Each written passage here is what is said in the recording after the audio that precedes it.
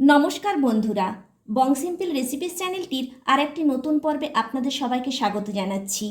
আজ আমি আপনাদেরকে ভেন্ডি চিংড়ি বানিয়ে দেখাবো। খুব সহজভাবেই বানাবো। চলুন বন্ধুরা, দেখে নিন আমি কিভাবে ভেন্ডি চিংড়ি বানিয়েছি। ঢ্যাঁড়স চিংড়ি বানাবার জন্য এখানে আমি ঢ্যাঁড়স নিয়েছি কিছুটা, এইভাবে টুকরো টুকরো করে কেটে নিয়েছি। আগে ধুয়ে নিয়েছি, তারপরে কেটেছি। কাটার পর ধুলে এর ভেতরে যে একটা হড়হড়ে পিচ্ছিল ভাব থাকে সেটা বেরিয়ে আসে, তাই ধোয়ার পর তারপরে কাটতে হয়। আর নিয়েছি কিছুটা চিংড়ি মাছ, এখানে আমি লবণ আর হলুদ মাখিয়ে নিয়েছি চিংড়ি মাছে। এবার আমি রান্নার কাছে চলে যাব।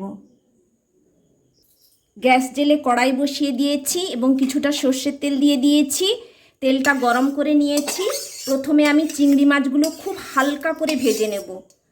চিংড়ি মাছ বেশি কড়া করে ভাজলে শক্ত হয়ে যায়। চিংড়ি মাছ দিয়ে দিচ্ছি। সব চিংড়ি মাছগুলো দিয়ে দিয়েছি, এবার হালকা করে ভেজে নিচ্ছি। চিংড়ি মাছ আমি খুব হালকা করে ভেজে নিয়েছি। এবার চিংড়ি মাছগুলো আমি তুলে নিচ্ছি।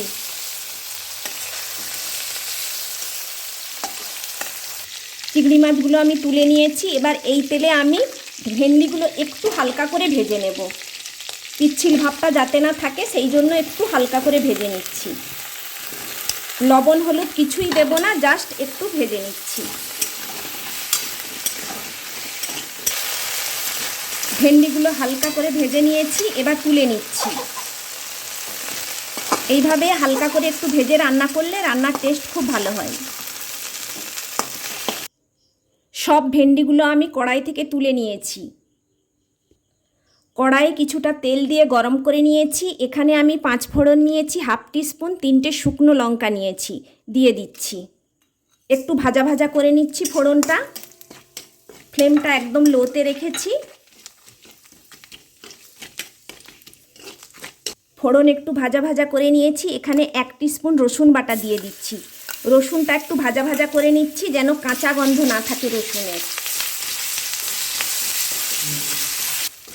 রসুন ভাজা ভাজা করে নিয়েছি। এখানে একটা পেঁয়াজ কুচিয়ে নিয়েছি, বড় সাইজের পেঁয়াজ, ভেজে নিচ্ছি।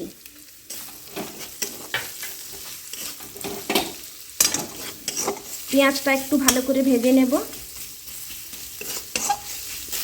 পেঁয়াজ ভাজতে ভাজতে এখানে 1 টিস্পুন আদা বাটা দিয়ে দিচ্ছি। আদাও ভালো করে নেড়ে নিচ্ছি পেঁয়াজের সঙ্গে, আদার যেন কাঁচা গন্ধ না থাকে। স্বাদ অনুযায়ী লবণ দিচ্ছি আর একটা টমেটো কুচি দিচ্ছি। ভালো করে নেড়ে নেব, টমেটোটা যেন নরম হয়ে গলে যায়, তাই লবণও দিয়ে দিয়েছি। নেড়ে নিচ্ছি।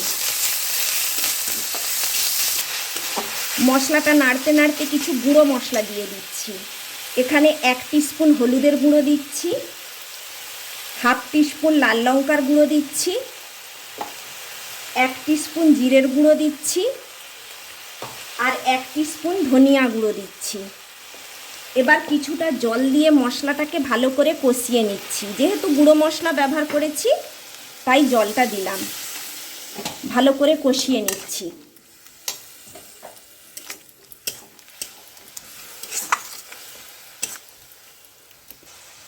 মশলা ভালো করে কষিয়ে নিয়েছি। মশলা থেকে তেল ছেড়ে গিয়েছে। আর স্বাদের ব্যালেন্স রাখার জন্য সামান্য একটু চিনি দিচ্ছি। চিনি অপশনাল, পছন্দ না হলে দেওয়ার দরকার নেই। এবার আমি ভাজা ভেন্ডিগুলো দিয়ে দিচ্ছি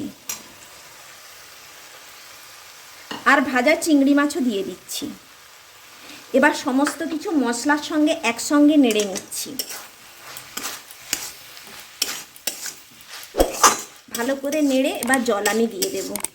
ভেন্ডি রান্না করতে বেশি সময় লাগে না, খুবই কম সময়েই রান্না হয়ে যায়।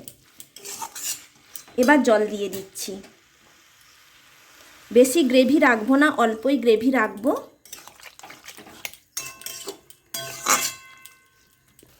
রান্নাটা ফুটে উঠেছে। ফ্লেমটা মিডিয়াম করে দিয়ে ঢাকনা দিয়ে 10 মিনিট রান্নাটা আমি করে নিচ্ছি।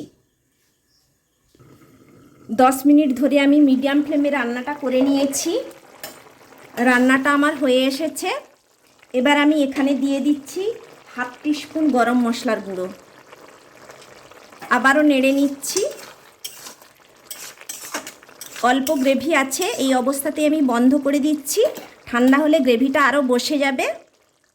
5 মিনিট স্ট্যান্ডিং টাইমে রেখে তারপরে গরম গরম পরিবেশন করব। দেখুন বন্ধুরা, আমি ভেন্ডি চিংড়ি রান্না করে নিয়েছি। খুবই সুস্বাদু হয়েছে খেতে। আপনারা এইভাবেই বাড়িতে বানিয়ে খাবেন, আপনাদেরও খুবই ভালো লাগবে খেতে।